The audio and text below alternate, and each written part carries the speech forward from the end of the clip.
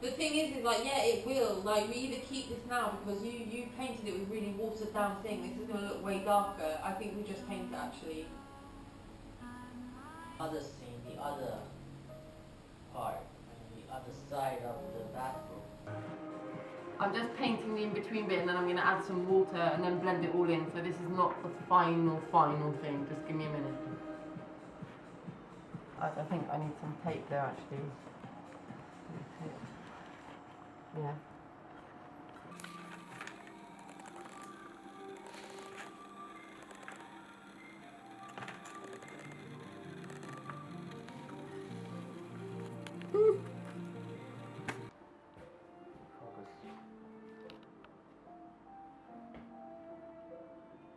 Is the light good?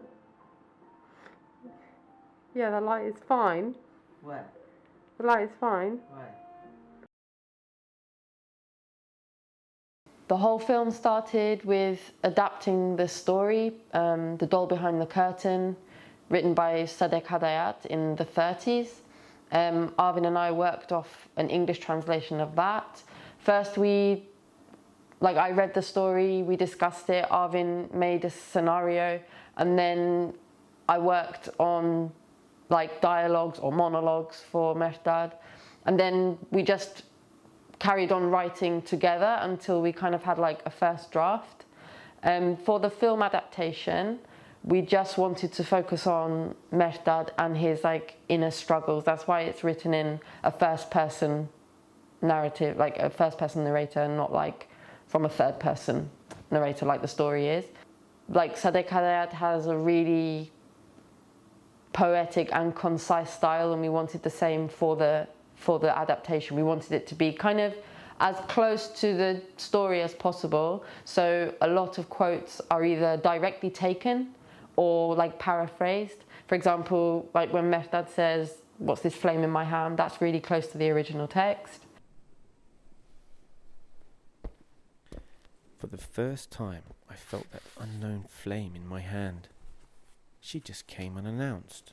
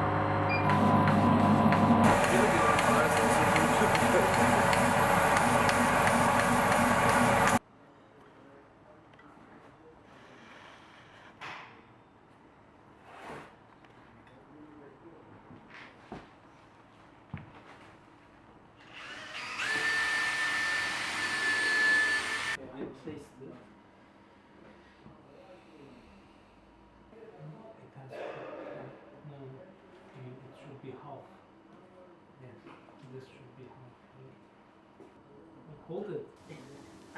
Yeah, so set building was a really interesting process because you just learn that like you can make everything from anything, and yeah, everything's like everyday objects just take on a life of their own. Like I think my favorite part of the set is the gramophone, which Arvin made out of a cake decoration, and like all of the doorknobs or like the handles on the cupboards and drawers, they're all beads. So it was really nice to be creative when building the set.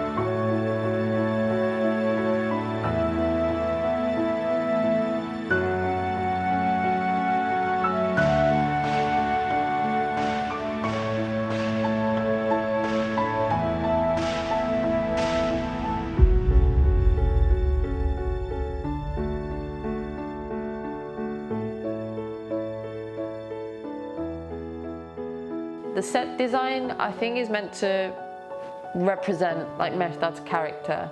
There's two locations. We have like an open plan living space with like his living room and his kitchen. And then there's the doll room, which is connected to the living area by a twisting tunnel. And that twisting tunnel or corridor is the twist in Mehrdad's mind. You can't directly see where that tunnel is going. You have to be led there by him.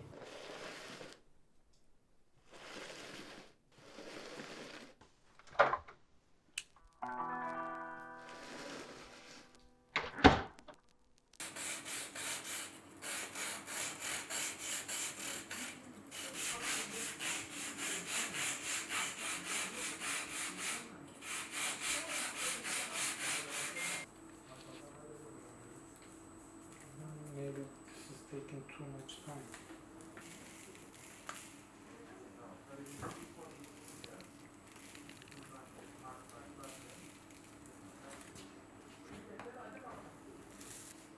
It's getting heavy, really.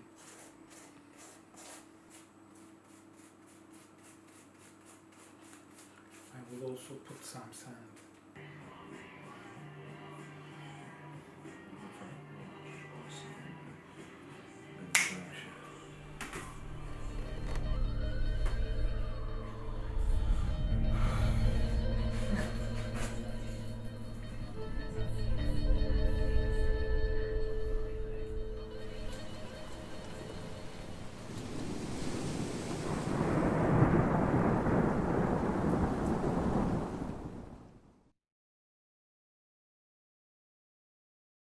Prior to this animation, I had been only working on live action films, and I would always use big lights, big film lights on the set, and design my lighting based on those bigger lights. But in this little animation, you know, everything was just scaled down and shrunk into very small, tiny location, and technically I couldn't use any of those lights. So the next solution was to go and find small practical lights. And I remember ourselves, you know, going from one hardware store to another and finding all these cheap $1, $2 lights, and we found them super useful in lighting this animation.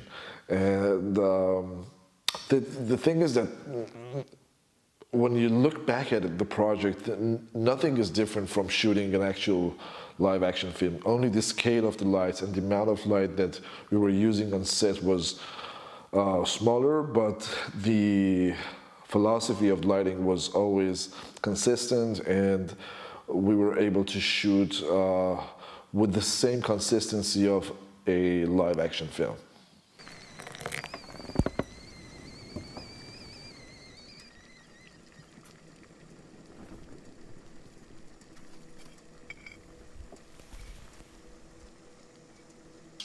You know, there were all these arguments between me and the director about the way of shooting. Where I'm coming from is mainly from the field of live action films and cinema, and I'm always thinking of all these small characters as actual actors. And while on the other hand, the director, Arvin, always thought about them in a more fantastic way and more animated way. And it took us quite a while to come to a mutual ground where we truly and completely understood each other, and each of us could have our own inputs into the film. And at the end of the day, it was such a constructive argument that we had on set. And we both understood where the other person is coming from.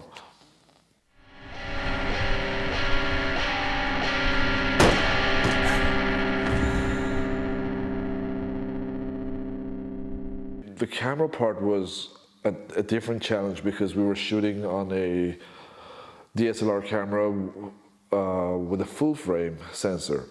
And when you're shooting on those cameras and you're that close to your objects, the depth of field is almost nothing, and it's way too shallow. So in order to pull out that deeper depth of field for this film, I had to add more lights to the set, or at some point I had to really crank up the ISO of the camera in order to be able to shoot with a deeper depth of field. And that cranking up the ISO actually created a kind of texture that became a part of the language, cinematic language of the film, and I like it so much when I'm looking at it again.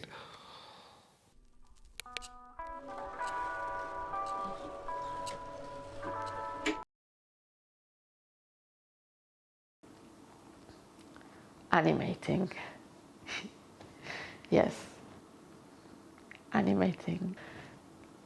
Okay, give me a minute because it was a journey.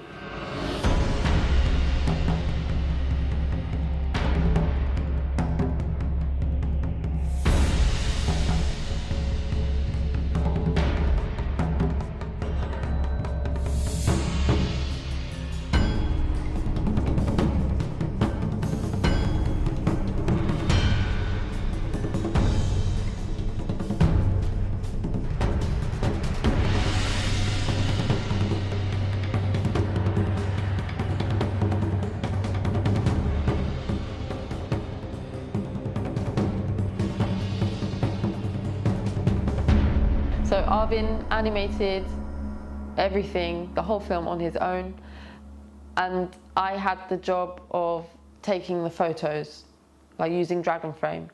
And I massively underestimated this job. I thought I'd just be clicking away, which I did. But actually, my job was kind of to be Arvin's second eyes.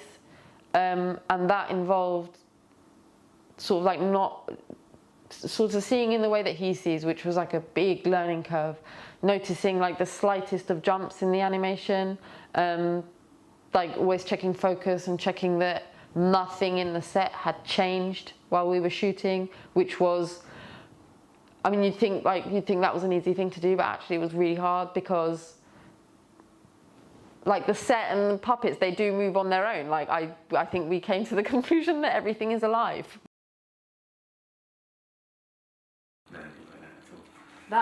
The one that you just did, it was a bit monotone, and I quite liked it because it was like the words are so dramatic, and you make it sound very boring and normal, and it's a nice contrast. Like, so I don't know. It says. How would anyone know? No one would know. And look at her. Just imagine it. That isn't real. Would people make fun of me? How would anyone know? What is this fire in my hand again? What is this fire in my hand again? I've just gone a bit too high there, isn't it? What is this fire in my hand again? This fire in my There was that fire in my hand again. How could it be? So part of the sound design process was going to the Incirli cave in Çınarlı, and we just wanted to capture like ambient cave sounds for like the inside of Merta's house. So that was a cool experience. That was an interesting thing to see.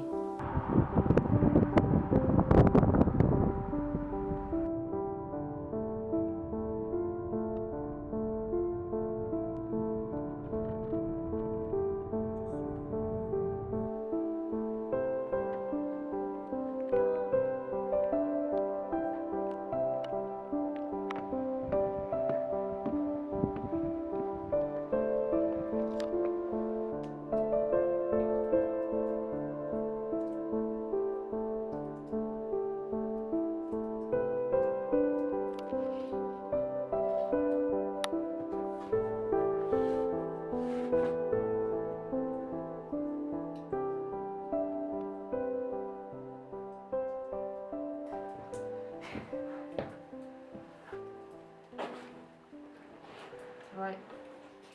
Okay, ready?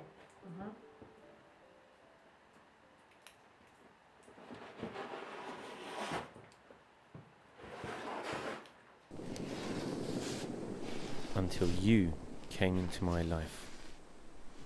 That miserable day when I bought you.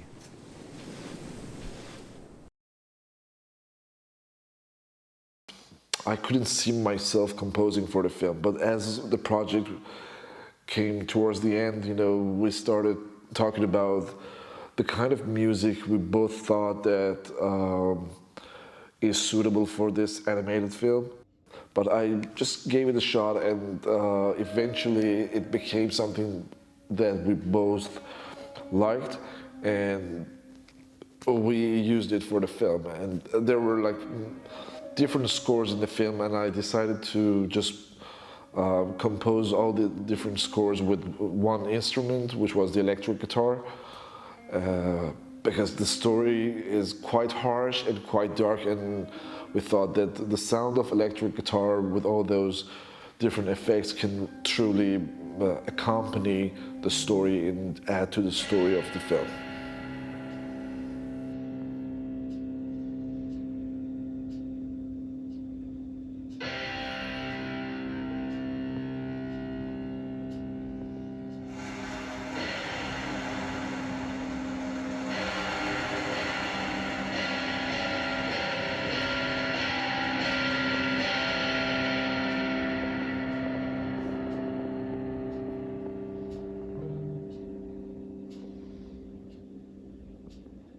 At some point we heard this beautiful, beautiful Persian music composed by Nima Del Navazi, and we thought, well, this is the perfect score for ending of the film.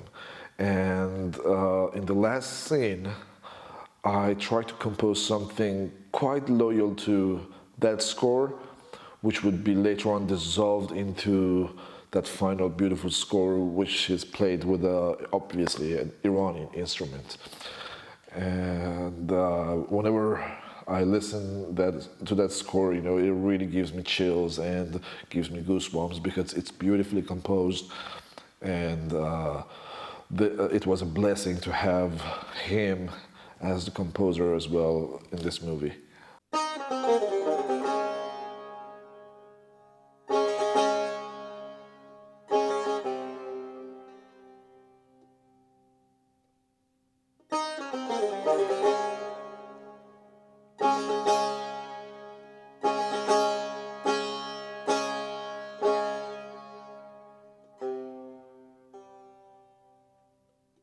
So,